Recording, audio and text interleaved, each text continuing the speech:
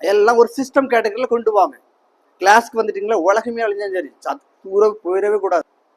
Sir நான் வந்துட்டேன் sir, ஒரு 12 மணிக்கு போகணுமா, வாஹாஹாஹா டியூட்டி ஃபர்ஸ்ட். சர்ச்சுக்கு போகணுமா, டியூட்டி ஃபர்ஸ்ட். ரிலேஷன்ஷிப் போகணுமா, duty first. If you want to earn more money, பணம் வேணும் என்றால் டியூட்டியாக எல்லாத்துக்கும் கொண்டு வாங்க.